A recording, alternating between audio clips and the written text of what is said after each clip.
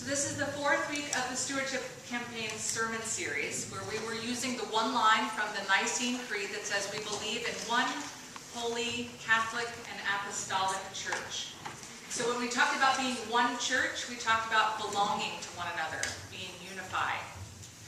When we talked about being holy, Rick told us that a great definition for holy is loved and gathered by God.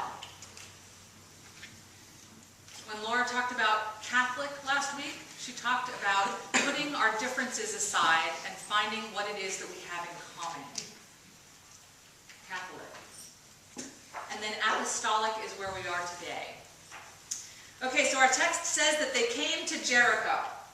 The Jesus followers, Jesus and his followers. Those who had walked the road with him this far, and so they knew him the best, allegedly. Those whose heads are spinning because Jesus has turned the world for them upside down. It got me thinking, what is the way of Jesus? What is the way that they have been walking? So for starters, Jesus cared just as much about the sin inside as the hurt outside. Jesus told them to cultivate good soil, to plant seeds, even if it's a tiny little seed. The way of Jesus walks on water, casts out demons, raises little girls from the dead, and heals old, untouchable, bleeding women. The way of Jesus was rejected by the power structure of their day, but the way of Jesus remains in conversation with those in power. The way of Jesus feeds a large crowd lunch while he was grieving the death of his cousin. They follow a man who from time to time takes a break from them, but then always shows up when he's needed. And sometimes he has to walk on a storm to get to them.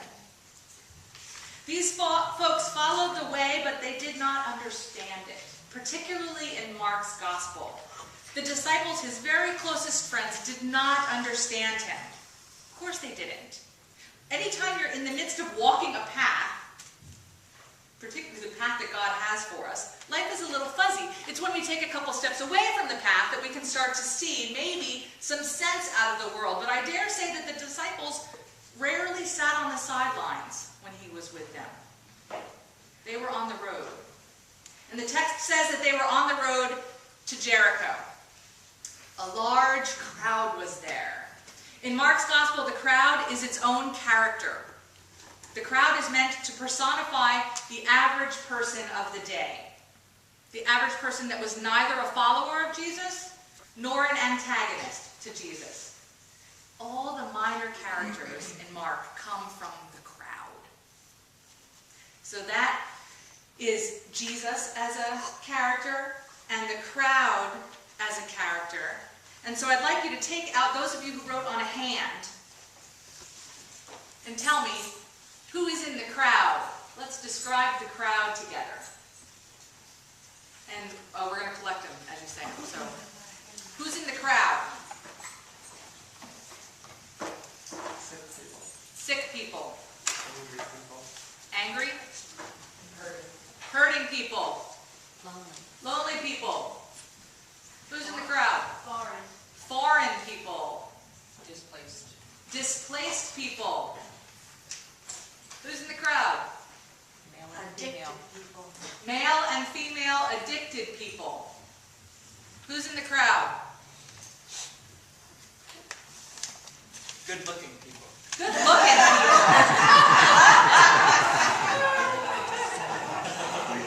Do we say the other? Like, how do you do that? There's good-looking people, and then there's those with pockmarks. Outcasts.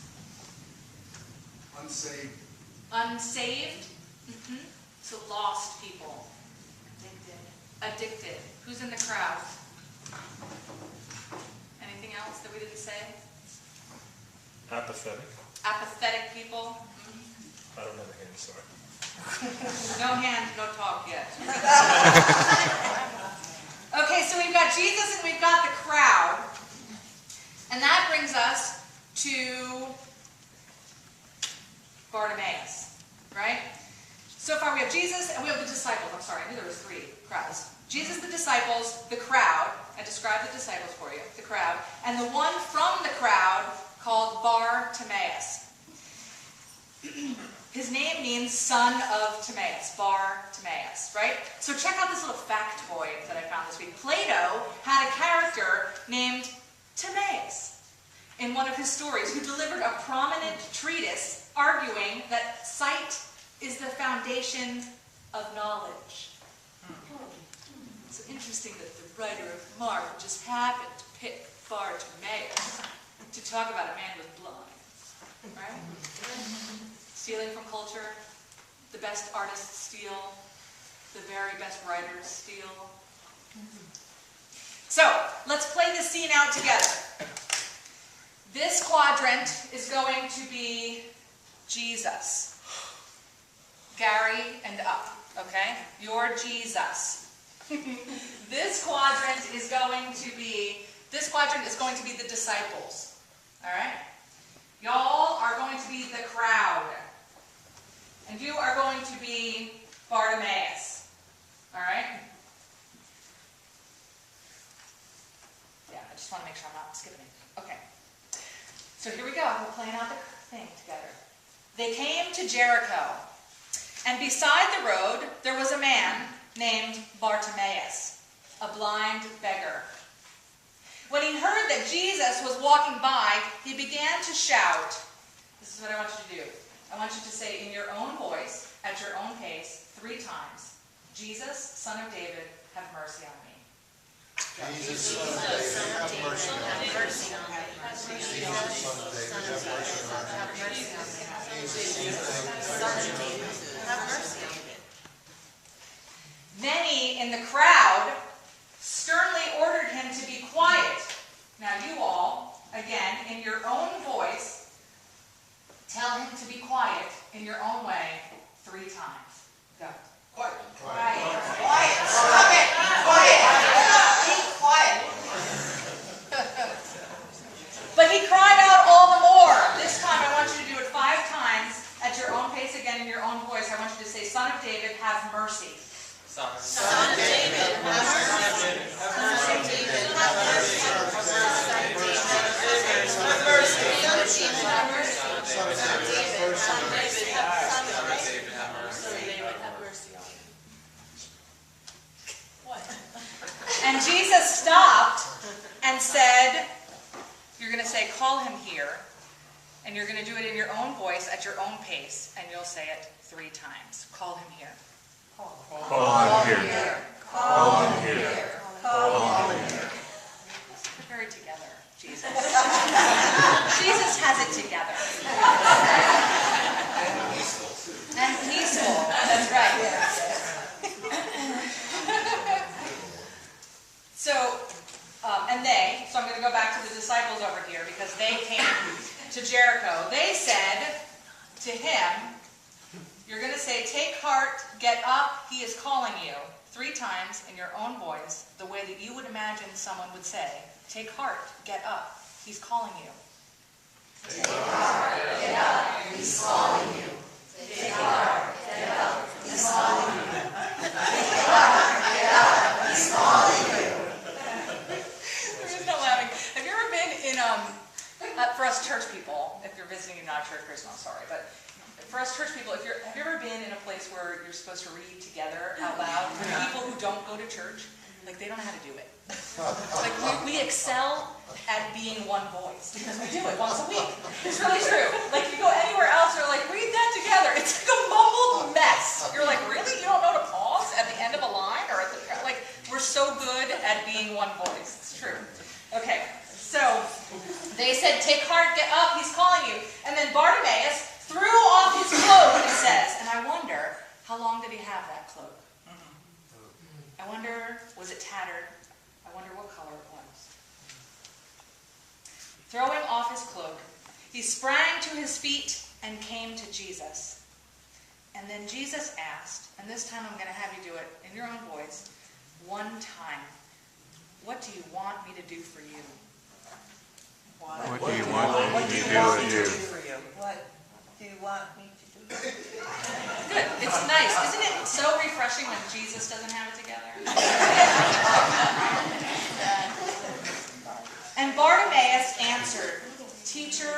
let me see.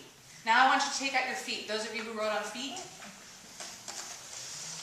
And I want you to share what you wrote as a request. Right? So you wrote needs and issues in the world that you don't see being met. I want you to translate that need into a request. I need, I want you to hear me. I want you to hear me. Give me power. Give me power. Lots of power. And because I love to embarrass myself, right? When anyone says that this week, all I have in my head is, I've got the power! That wasn't embarrassing. It is, and it's going to be on YouTube. Right. You can clip it and everything, make other things. What other? Make them as requests. Feed. I want you to feed the children. Very simple. Feed the children. I'm hungry. Give me food. I'm hungry, give me food. I want caring for the less fortunate. Please care for the less fortunate. Stopping genocide. Stop genocide. I want a job. I want a job. I need care and hospitality. I need care and hospitality. Someone open the door. Care for the grieving. Care for people who are grieving, don't you see? I need education. I need education. I want you to free women and children from oppression and slavery. Half the sky, God. Free women and children from oppression and slavery. What else? Specifically, along with that, freeing women and young women and girls from forced prostitution. Forced prostitution. Fix it. Make it go away. I want peace between all countries. Peace. Can we have peace between countries? I want us to learn the word of God and live it. Teach me the word of God and help me live it. Stopping terrorism. Stop terrorism.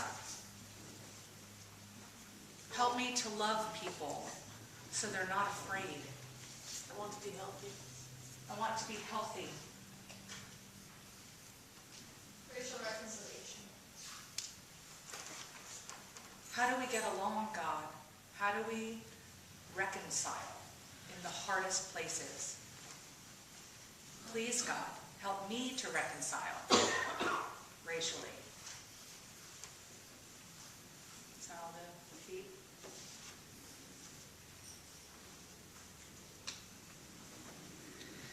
And Jesus said, "Go, your faith has made you well." And the man, the one who came out of the crowd, the everyday person, the neighbor, regained his sight. And then he followed on the way. He moved from being part of the crowd to being a follower, to being a disciple. The apostolic church recognizes that its role in this story is to be the ones that are saying, "Take heart, he is calling you." The apostolic church is not part of the crowd. The apostolic church follows the way of Jesus, follows Jesus. The apostolic church walks with its feet and reaches out with our hands to people who are in the crowd and guides them to follow the way.